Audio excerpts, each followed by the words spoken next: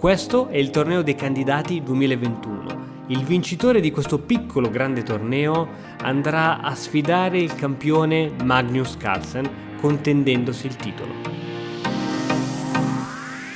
Buongiorno a tutti, è di nuovo un piacere essere qui. Oggi commenteremo il 13° turno del torneo dei candidati. Ci sono state partite estremamente interessanti come la vittoria di Caruana, la vittoria di Dingli Ren.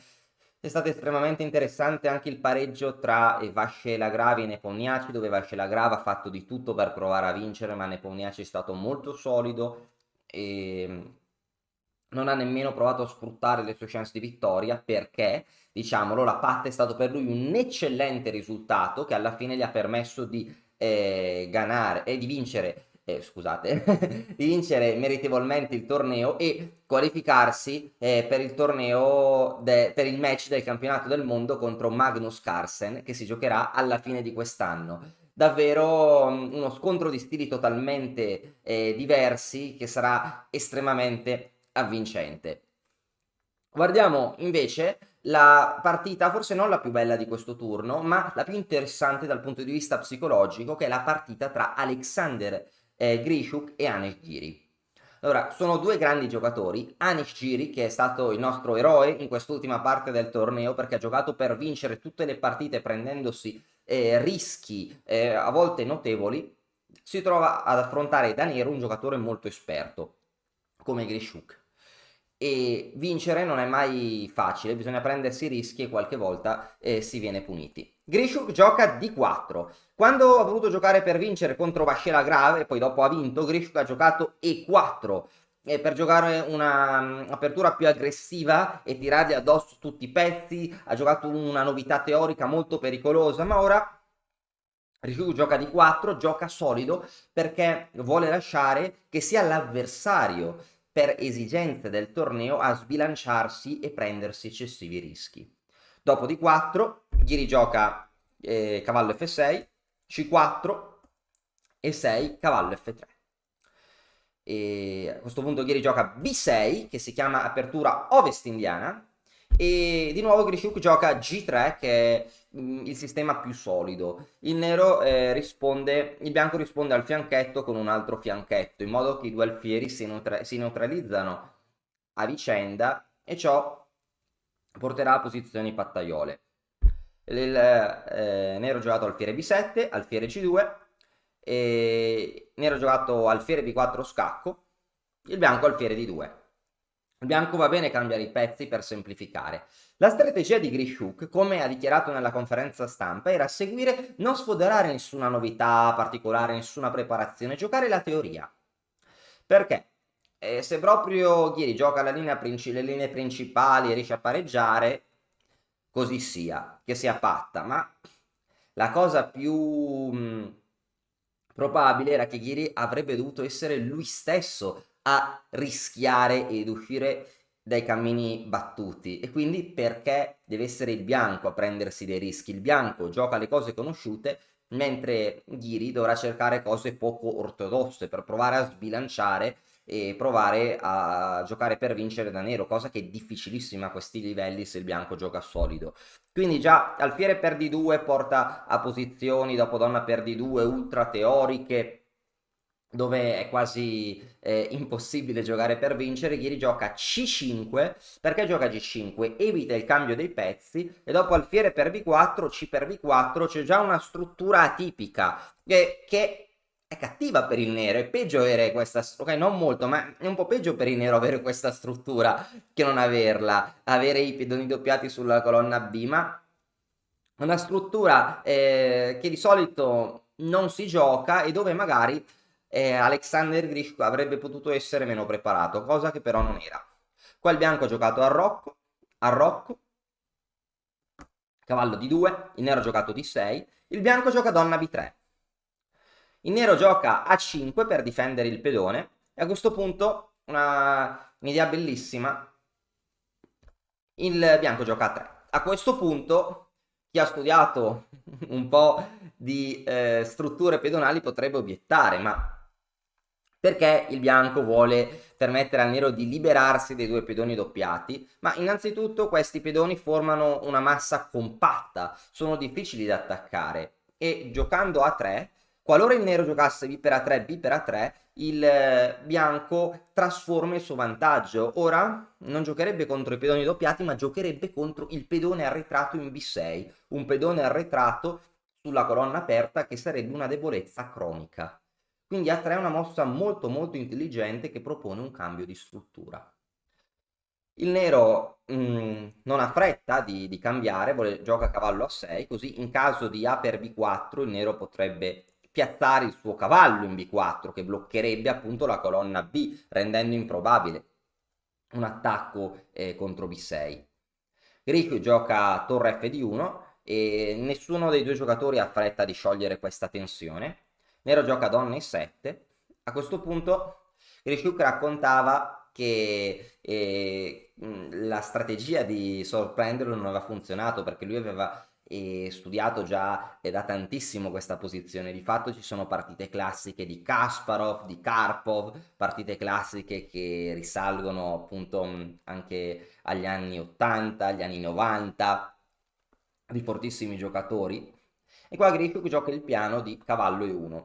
L'idea di cavallo E1 è che dopo il cambio degli alfieri, che sarà inevitabile, il bianco avrà un maggior controllo su E4, potrà occupare il centro. Diciamo che in questa posizione il nero si trova con delle potenziali debolezze, B6 in primis, ed è più difficile effettuare espansioni. Ecco, ora normalmente credo che in condizioni normali il nero potrebbe giocare mosse che consolidano la sua posizione, non so, la torre in B8, una torre in C8, torre sulla colonna aperta. A questo punto Ghiri ha giocato una mossa che è un po' strana, come ha detto lui stesso e come ha detto Grishuk.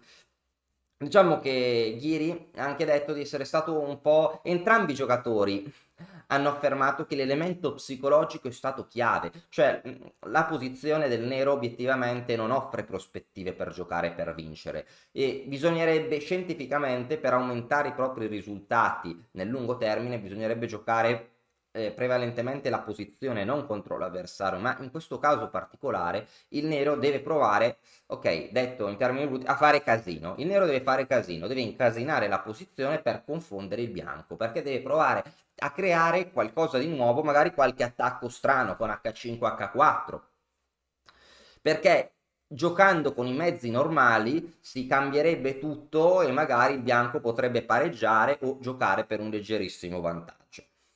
A questo punto il bianco gioca cavallo C2, questa era un'altra idea profonda di cavallo E1, oltre, che mi ero dimenticato di dire, oltre a cambiare i pezzi per avere un maggior controllo di E4, il bianco vuole trasferire il suo cavallo in C2 per provocare la cattura in A3, perché ora c'è troppa pressione su B4, in modo da prendere di pedone, non prendere di pezzo, prendere di pedone per aprire la colonna B e impedire al nero di bloccare tale colonna con il proprio cavallo. Il nero difende il pedone B e il bianco occupa il centro. Il nero gioca E5, il bianco gioca donna D3. Ecco, a questo punto il nero manovra il suo cavallo in C7. Il bianco mette il cavallo, magari vuole dirigersi verso l'ala di re, non lo so. Il bianco, notare che la situazione al centro è molto fluida e il bianco non ha interesse a chiarificarla, perché se il bianco gioca di 5 guadagna spazio ma perde il controllo di alcune caselle. Il nero potrebbe ritornare con il cavallo qui, avrebbe la casaforte in C5. Allo stesso tempo di per E5 di per E5 sarebbe cattiva, perché il nero avrebbe il controllo di alcune caselle scure e il pedone in C4 anche sarebbe debole. Quindi la posizione è molto fluida ed è difficile per entrambi i giocatori, ma un giocatore fortissimo, un campione come Grishuk non ha problemi a controllarla con il bianco. Grishuk gioca torre B1, il nero gioca cavallo E6, Grishuk gioca torre B5. Da notare che è interessante mettere la torre in B5 per eventualmente raddoppiare, far capire che il pedone in B6 sarà debole. Ora, il nero avrebbe potuto giocare cavallo C7, dopodiché Grishuk avrebbe potuto giocare torre B2 e Diciamo che se il cavallo torna in E6, a questo punto il bianco potrebbe eventualmente mettere l'altra torre o anche ripetere, cosa che non si sa se Grishuk avrebbe ripetuto, però è fastidioso per il nero, perché il nero che ha un bisogno forse nato di giocare per vincere, non può ripetere, cioè è una cosa assurda, cioè il giocatore che sta un po' peggio, che deve faticare, deve essere preciso per pareggiare il gioco, non può accettare eventuali patte per esigenze del torneo, quindi quando si gioca andando contro le esigenze della posizione, un po' come Caruana nel turno precedente contro Ghiri, si possono giocare cose strane, quindi si vede anche l'elemento psicologico del gioco. Visto che il gioco tende alla patta, a volte bisogna rischiare, bisogna giocare, fare delle cose un po' azzardate per far perdere l'equilibrio all'avversario, ma a volte lo perdiamo noi. Qua, per esempio, immaginiamo che Ghiri avesse giocato H4 per provare a spingere i pedoni intorno al re avversario. Ok, il bianco porta il suo cavallo, perché il bianco ovviamente non prenderebbe in H4 perché le conseguenze, a parte che c'è il doppio, ma anche se non ci fosse questo doppio, il re sarebbe molto molto esposto, però c'è il doppio. Ma il bianco può giocare cavallo F3 per minacciare tale pedone del cavallo, su H per esempio, non si capisce bene se questi tre tempi spesi dal nero per cambiare il peone H gli siano utili o no, perché il bianco ora potrà appunto mettere la propria torre sulla colonna H e magari è il bianco che se ne impadronisce e trae beneficio dalle spinte del pedone H del nero. Quindi non si sa bene a cosa sia servita questa spinta in H5. Ora il nero gioca torre 8, una mossa d'attesa, Grishuk gioca H4 per bloccare il nero e a questo punto Ghiri stava probabilmente ancora cercando di avere delle chance. Non so bene cosa... Ghiri ha giocato G6, non so bene, probabilmente neanche lui sapeva bene cosa voleva fare perché appunto probabilmente, come diceva anche Grishuk Ghiri, aveva un po' il sogno della vittoria, lui sognava di vincere, ma se si rimane obiettivi con i piedi per terra la posizione non lo permette. Qua una mossa migliore sarebbe stato donna C7 perché per iniziare a creare pressione contro questo pedone in C4 in alcuni casi e legare il cavallo in D2 alla difesa di tale pedone in modo che questo cavallo non possa essere manovrato verso altre caselle. Comunque ok, il nero gioca G6, il bianco gioca F3 per consolidare il pedone in E4, il nero gioca a cavallo D7. Ecco, e a questo punto, questa è... Ora vediamo la mossa che è sfuggita a Ghiri. Un piano stupendo. Spesso uno dei segreti appunto per eccellere nel gioco posizionale è il gioco manovrato. Bisogna chiedersi qual è uno dei pezzi più passivi che abbiamo, dove vorremmo metterlo. Cavallo in D2 è abbastanza inutile, sarebbe molto bello averlo in D5. Grishuk gioca la bellissima mossa cavallo F1 per manovrare tale cavallo verso, verso una destinazione paradisiaca. Il cavallo viaggia verso migliori lidi. In D5 il cavallo starà facendo pressione contro la donna, contro il pedone arretrato. Era il piano che ieri non aveva visto. Ed è molto difficile perché un cavallo in D5 fa davvero male.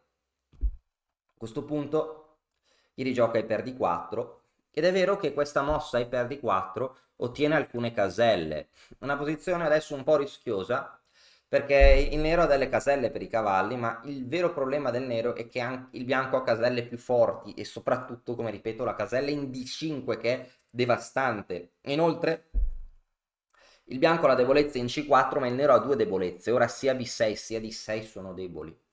Il nero ora cambia uno dei cavalli, torre per D4, cavallo C6, perché il cavallo è abbastanza mobile, ma ciò non aiuta, la torre torna indietro. Ora questi due pedoni sono deboli, questo compensa l'unica debolezza del bianco in C4, che il nero gioca donna E6 per attivare la donna e ora cavallo E3.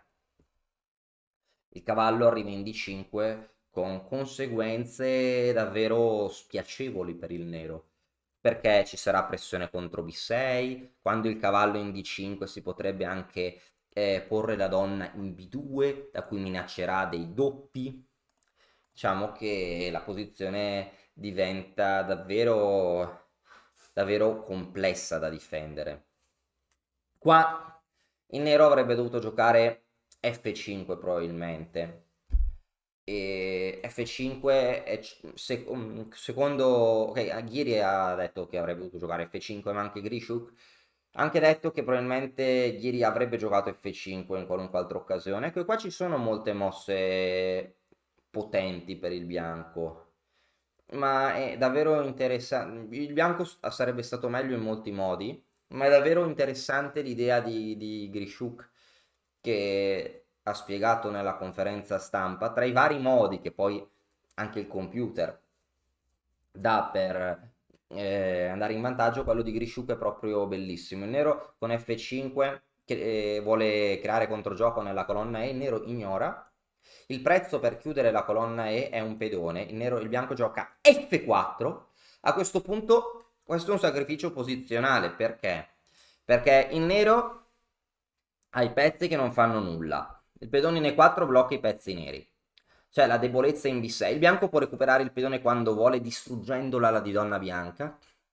C'è l'idea di spingere il pedone in F5, distruggendo l'ala di re nera. E su cavallo E7 per provare a tenere F5, torre G5 potentissime, inchiodando tale pedone e riproponendo tale minaccia.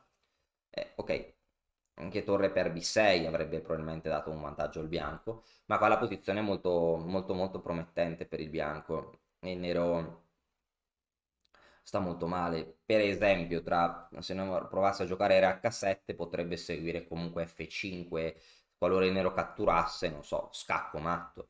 Quindi davvero davvero la situazione del secondo giocatore era critica qui. Ma F5 sarebbe stato il miglior tentativo comunque. Ieri ha giocato cavallo E7 e a questo punto donna di 2, accentuando questa debolezza. Ora l'idea che per esempio su torre D8 la torre si deve passivizzare, ora donna B2 sarebbe stata molto forte. Attaccando B6 l'unico modo per difendere il pedone è cavallo C8 e qua tutti i pezzi neri sono slegati. Sarebbe potuto seguire per esempio C5 e c'è una doppia inchiodatura dei due pedoni. Il nero guadagnerà il pedone in D6 il bianco guadagnerà il pedone in D6 in B6, perché il nero non può catturare né col pedone B, pena la perdita della torre in B8, né con l'altro pedone, pena la perdita della torre in D8. E questa è la partita, quindi donna di 2. Qualora Ghiri avesse giocato cavallo C8 qui, cavallo D5 è totalmente dominante. Si vuole poi mettere la donna in D4, in B2, questi pedoni sono pessimi, le case scure intorno al re nero sono difficili, si minaccia un doppio. Davvero la posizione del nero è sull'orlo del collasso, sull'orlo del baratro.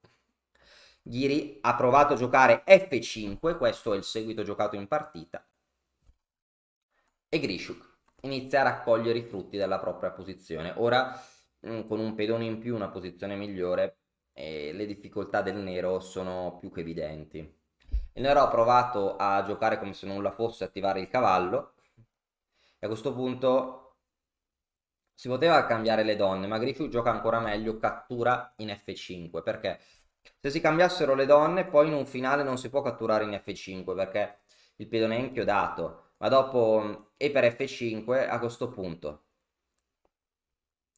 su G per F5 si cambiano le donne, poi si cattura in F5 con un finale con un vantaggio di materiale decisivo, e su donna per E3 catturando il cavallo Grishuk avrebbe vinto con donna per G6, re F8, su re H8 F6 avrebbe vinto in modo analogo. Il bianco ha troppi attaccanti, il nero ha 0 difensori. Già ci sono dei matti imparabili per la torre per H5 donna G7. In caso di re F8 F6 avrebbe vinto. Si minaccia matto, si minaccia torre per H5 e torre H8. In caso di donna E2 scacco, re H3 si può lasciare la torre in presa per il matto. Questa è la variante, ripeto, che aveva calcolato Grishuk. In caso di donna E6 scacco, con l'idea che se il re torna indietro c'è il perpetuo, Grishuk aveva calcolato la stupenda G4 e su H per G4 re G3, Ora non ci sono più scacchi perché queste caselle della donna in diagonale dove darebbe scacco sono controllate e ora non c'è modo di evitare lo scacco in matto in G7. Su donna F7, scacco, re G7, torre G5 e matto a seguire. Su torre B7, donna H6, su re F7 matto, su re G8, torre G5 e poi matto a seguire. Quindi stupendo questo sacrificio di pezzo di Grishuk che ora calcola in modo preciso e Grishuk ovviamente è perfettamente in grado di calcolare anche una decina di mosse in avanti, anche se ha sempre poco tempo perché è abbastanza nervoso, vuole avere tutto sotto controllo, quindi pensa molto, ma anche se gli rimangono pochi minuti calcola come un mostro. Ok, qua Ghiri catturò in F5, ma ormai la caduta dell'eroe è vicina. Donna per E6, torre per E6, cavallo per F5. Ora il bianco un vantaggio di materiale decisivo e lo riesce ad amministrare bene. Cavallo E5, torre D6. Semplificazione. Ricordate ragazzi, quando c'è un vantaggio materiale bisogna semplificare per ridurre la complessità della posizione. Ora nero ha giocato torre 8, ora torre D4, era una delle varie possibilità. Anche altre mosse probabilmente avrebbero vinto. Torre D4, il nero ha giocato cavallo per difendere il pedone in C4. Ok, il nero ha giocato cavallo C6, torre D2, torre D8, ora ovviamente si semplifica, torre D5 si offre un'altra semplificazione che è difficile da accettare, da rifiutare, per esempio su torre 8, non so, torre D6, no? Con attacchi molto forti. Anche altre mosse probabilmente avrebbero vinto. Non so, anche cavallo H6, torre per H5. Non so, c'è davvero l'imbarazzo della scelta su come vincere per il bianco. Il nero ha catturato, ma in un finale con così tanto vantaggio di materiali le chance di salvarsi sono zero. Cavallo di 6, re F8, re F2, centralizzazione del re nel finale. In caso di re 7, cavallo B5. Si noti che la maggioranza del nero è totalmente bloccata. E ora il bianco ha un pedone passato, in più potrà attivare il suo re, spingere i pedoni e la vittoria è solo questione di tecnica, come si suol dire. Si passivizza il re nero, il re bianco è al centro, il cavallo torna in B5 e ora a questo punto questa piccola manovra il cavallo vuole mettersi in E4, poi si spingerà il pedone G e presto sarà tutto finito. Il nero ha giocato re G6, G4, su H per G, F per G e i pedoni passati del bianco sono troppi. Nero ha giocato B5, ecco, cavallo C5 offrendo una semplificazione, nero abbandonato, perché? Perché se si rifiuta la semplificazione i pedoni bianchi sono troppi, non si possono fermare tutti, nero può provare a cercare controgioco, ma ora il pedone è inarrestabile. Se si torna con il re, allora non c'è il dono dell'ubiquità del re, e in caso di cavallo per ancora il finale di pedoni è facilmente vinto per il bianco. Semplicemente si spingono tutti i pedoni, no? E il re nero non può stare da tutte le parti contemporaneamente. Quindi, secondo me, una partita stupenda da parte di Grishuk, una strategia davvero eccellente perché un giocatore esperto come Grishuk conosce il da farsi, sa quando deve rischiare, quando deve prendere dei rischi per vincere o quando deve lasciare che l'avversario faccia tutto e si suicidi. Quando l'avversario ha appunto un estremo bisogno di vincere ma la posizione è arida. E purtroppo Ghiri, che l'ha presa anche con filosofia, ha anche detto che se questa situazione del torneo l'ha pregiudicato in questa partita, lo ha svantaggiato in questa partita, comunque lo ha motivato per vincere le partite precedenti. Quindi è stato davvero gentilissimo anche nella conferenza stampa. È molto giovane, sarà per la prossima volta. Nepomniachtchi è stato un indiscusso leader del torneo. Tutti i giocatori come Grishuk stanno giocando delle partite davvero avvincenti e se vogliamo vedere una delle mosse più affascinanti di questa partita, secondo me, forse la mossa più bella della partita, che secondo me è ancora... Ok, potremmo vedere la combinazione che aveva calcolato Grishuk su donna per E3, donna per G6, uno potrebbe dire che questo era il momento più bello della partita, questo sacrificio di pezzo. Secondo me, poi questo è personale, ma secondo me la mossa più bella della partita è questo piano posizionale di rimanovrare il cavallo, pensare nel pezzo peggiore per trasformarlo appunto in un cavallo scatenato. Va bene, spero che questa partita vi sia piaciuta e ormai il torneo è deciso con la vittoria di Nepomniachtchi, ma chissà se dal punto di vista scacchistico, dal punto di vista tecnico, le partite di domani saranno avvincenti. Buona giornata e a presto, grazie mille. E ora per continuare che cosa posso fare? Beh, innanzitutto ti consiglio di iscriverti al nostro canale in modo tale da non perderti le nuove video lezioni.